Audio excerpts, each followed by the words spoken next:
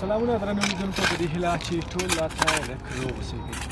تاسو به فکر کوئ چې الفت په دې سیند غاړه کې او دې ډاس کې او شاته ماشومان لګیا دي بیلچې وهي تیږې اړې راړې دا به دلته څه شی تشویش مه کوئ اوس یې درته وایم. دا زرکشان چې ورته وایي عموما دوی د ژمي په موسمونو کې راځي دغه سیند غاړو ته او خوړونه هغه ځایونو کې چې خوړونه راځي دوی دلته تیږې چاڼوي د هغې نه زر راوباسي. نو دا حفیظ الله کاکا هم د تخار ولایت دی چې په پښتو ژبه باندې نه پوهېږي چې عموما فارسي ژبانه دي فارسي وایي. نو تاسو زموږ ملتیا وکړئ او د حفیظ الله کاکا له خولې څخه واورئ چې دوی دغه کار یا دا زر څومره په مشکله باندې لاسته راوړي. ملتیا مو وکړئ.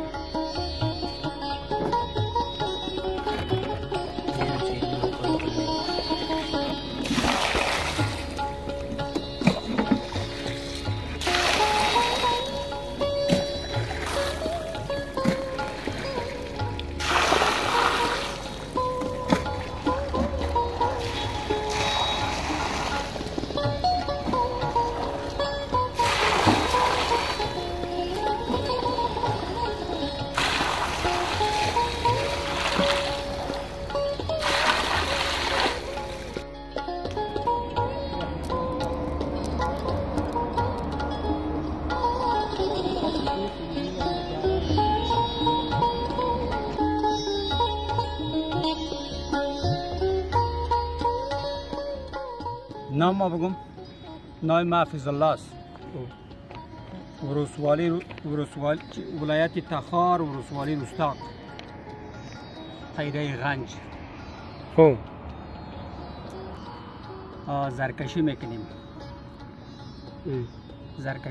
دیگه بیل شد خواه او را بعد ما صفا میکنیم بعد دیگه کار شروع میکنیم بعد کار میکنیم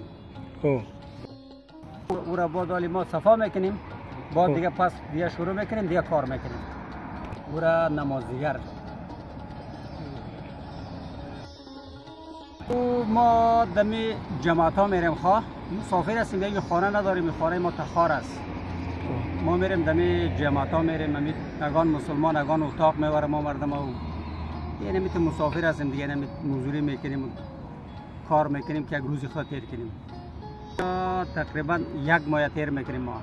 یک ماه تیر میکنیم. با 10,000 افغانی 15,000 افغانی ما کار میکنیم دیگه. برابر نشوه دیگه هیچی. پس کرای موتر ما سری ما تاوان است. پس برو ولایت تخار. بس خلاص. زمستان هم کار میکنیم. زمستان کار میکنیم تا مای بود تا بود کار میکنیم. یک ماه تیر میکنیم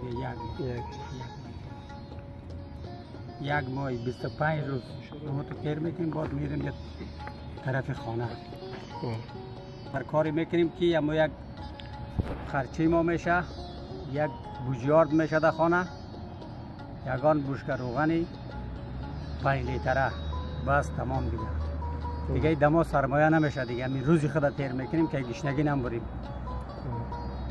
تخار سے مزوری میکنم در تخار سے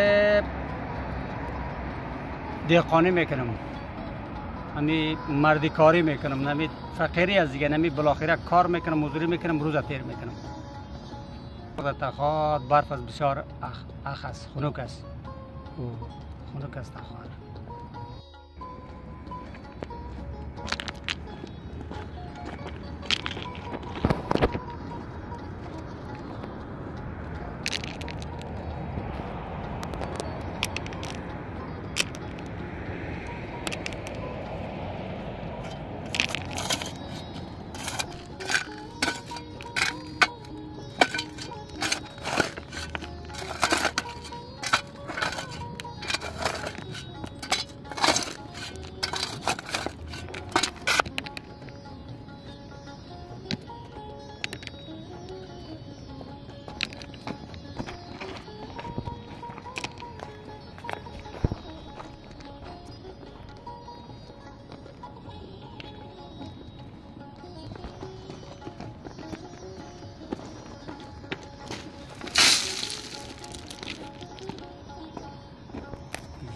درنو لیدونکو تاسو مخکې وکتل کلیپونه کې چې دا واړه واړه کمکي ماشومان د هغې څخه تیږي یو چشکې راوړي او بیا دلته اچوي بیا د دې ډنډ نه اوبه راخلي په بشکو باندې هغه په دې باندې اچوي نو د څومره چې موږ د کاکا د خولې نه واورېدل هغوی داسې وایي چې دغه کومه ټوټه یا د هغه چې تاسو ته ښکاري داسې بخملي غوندې ټوټه یا نرمه غوندې ټوټه ده نو دې باندې چې کله دا اوبه اچوي نو هغه کوم زر چې وي هغه دغلته په دې ټوټه کې پاتې نو د دوی پر وینا باندې چې دوی هر مازدیګر لکه د سهار نه چې دوی د کله راوځي د کار لپاره نو تر مازدیګره پورې دلته دا تیږې راوړي او په دې اوبه اچوي نو مازدیګر بیا دا ټولوي بیا دوی کې چې هر څومره زر یا دغه نور داسې قیمتي کاڼي یا دغه پیدا شوي اوسي نو دوی بیا هغه مازدیګر ټولوي نو خدای وکړي چې دا خپرونه مو راسره تر پایه پورې کتلې وي خوښه شوي مو وي او یو څه معلومات مو د دغه خلکو په اړه باندې پیدا کړي اوسي ځکه تاسو به اکثره کتلي اوسي په لاره به تلئ راتلئ کتلي به مو چې د سیند غاړه کې به 3-4 نفره یو ځای 3-4 نفره بل ځای لګیا دي تیږې چاڼي تاسو به فکر کوئ چې دا تیږې دوی څنګه چاڼئ نو هغه تشویش به ستاسو ورک شوی وي او معلومات به مو ترلاسه کړي وي تر بیا چې بلې خپرونه کې ستاسو په درانه چوپړ کې حاضرېږو تر هغې ښې چارې